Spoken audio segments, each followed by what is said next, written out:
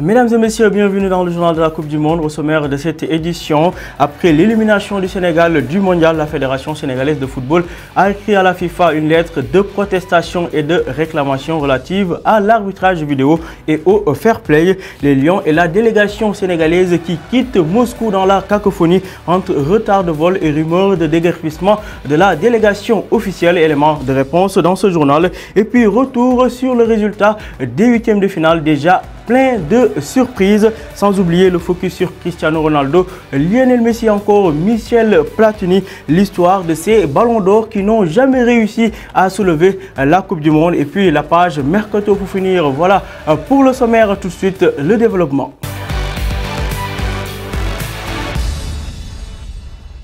Je vous l'annonce en titre, suite à l'élimination précoce de l'équipe nationale de football du Sénégal de cette Coupe du Monde, la Fédération sénégalaise de football a adressé une lettre de protestation et de réclamation à la FIFA suite à l'élimination des Lions, en effet, concernant l'arbitrage vidéo qui aura privé le Sénégal d'un penalty contre la Colombie. La Fédération a également déploré dans son communiqué la faute de main commise à la 76e minute de jeu par le défenseur colombien Yerry Mina. Dans le deuxième communiqué, la Fédération sénégalaise a fortement déploré l'attitude du Japon qui aurait refusé de jouer quand ils ont appris que la Colombie menait 1-0 contre le Sénégal. Une manipulation manifeste du match selon la Fédération sénégalaise de football dirigée par Maître Augustin Senghor, qui espère ainsi que la FIFA prendra toutes les mesures nécessaires pour tirer au clair cette affaire. Une autre affaire qui vient assombrir le camp sénégalais après l'élimination de l'équipe nationale de ce mondial.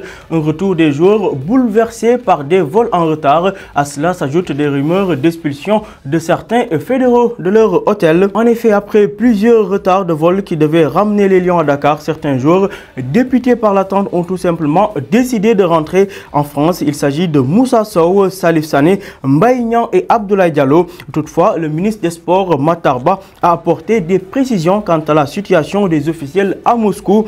Selon lui, toutes les mesures sont en train d'être mises en œuvre pour assurer le retour de toute la délégation, les supporters et même certains journalistes, ceci dans les plus brefs délais. En outre, le ministre des Sports Matar Ba a exhorté à l'union sacrée autour de la tanière, ceci afin de préparer sereinement les prochaines campagnes. D'ailleurs, le défenseur sénégalais Karam Mbodj s'est également exprimé dans ce sens en déclarant que désormais le seul objectif de l'équipe nationale du Sénégal reste la CAN 2019, Coupe d'Afrique qui se tiendra bien entendu au Cameroun. A noter que l'arbitre sénégalais Malang Diédhiou a été désigné pour arbitrer le match de huitième de finale entre la Belgique et le Japon, match qui devra se jouer ce lundi dans le stade de Rostov.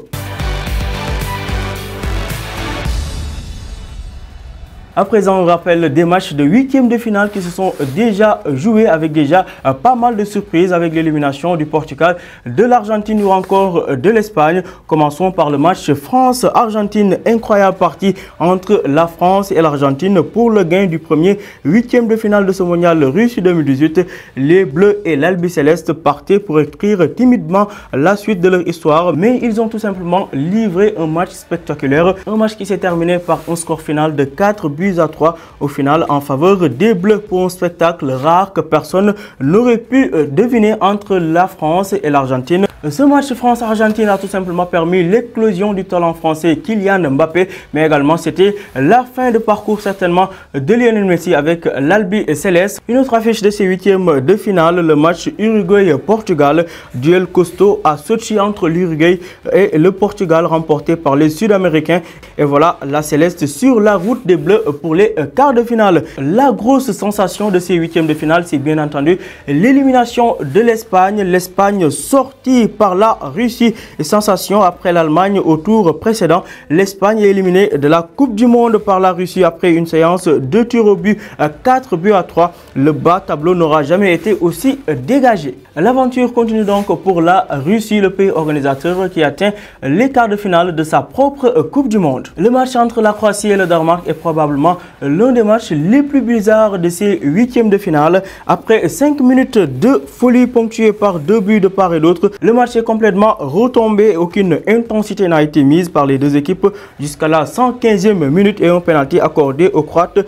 Penalty raté par Luka Modric. Finalement, les deux équipes vont se départager au tir au but. Et à ce petit jeu, la Croatie se montre meilleure et gagne 3-2 face au Danemark. Toujours dans ce Croatie-Danemark, le héros du match a été bien évidemment le portier croate Subasic.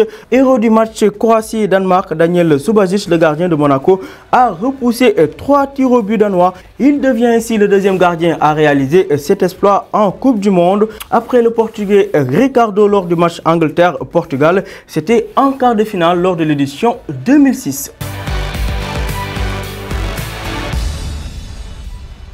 Le football peut parfois être cruel. En effet, Cristiano Ronaldo avec ses 33 ans ou encore Lionel Messi aujourd'hui âgé de 31 ans ne remporteront probablement pas la Coupe du Monde comme avant eux beaucoup d'autres ballons d'or qui n'ont jamais réussi à soulever le trophée doré. Dans cette liste figure un certain Alfredo Di Stefano, ballon d'or entre 1957 et 1959 ou encore Johan Cruyff, ballon d'or en 1971, 1973 et 1974. Kevin Keegan, ballon d'or en 1978 et 1979. Le Français Michel Platini n'a jamais remporté la Coupe du Monde. Pourtant, il a été ballon d'or en 1984, en 1985 et en 1986. Marco Van Basten, qui a été ballon d'or en 1988, 1989 et 1992, n'a également jamais remporté le trophée doré. Toutefois, deux joueurs multi-ballons d'or ont réussi à gagner la Coupe du Monde. Il s'agit de Frank Beckenbauer, l'Allemand ballon d'or en 1972 et 1976. Et également vainqueur de la Coupe du Monde avec l'Allemagne en 1974 et encore du Brésilien Ronaldo, ballon d'or en 1997 et 2002 et vainqueur du mondial en 1994 et 2002 avec la Seleção.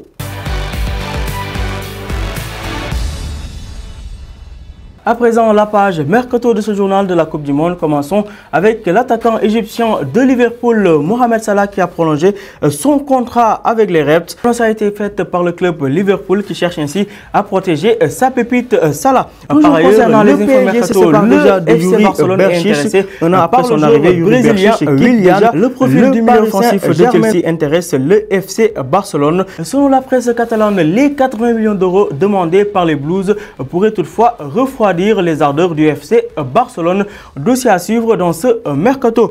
Toujours concernant les infos mercato, selon Sky Sport, West Ham aurait proposé 30 millions d'euros à Nice pour son attaquant Alassane Plea, auteur d'une très belle saison avec Nice avec 16 buts en 35 matchs de Ligue 1 disputés. Alassane Plea, l'attaquant de Nice, suscite déjà les convoitises. Le milieu de terrain sénégalais Moustapha Diallo se dirige vers la Turquie. Le milieu guingampé serait tout proche de rejoindre Konyaspor dans le championnat turc.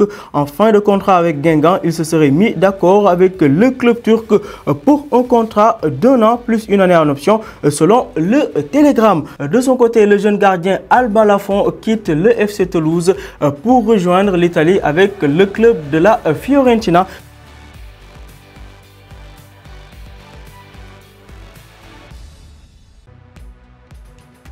Le latéral gauche pourrait signer son retour en Espagne du côté de l'Atlético Bilbao. Voilà, ce journal de la Coupe du Monde est à présent terminé. Merci d'avoir suivi et surtout restez connectés sur Dakaractu TV. L'information continue.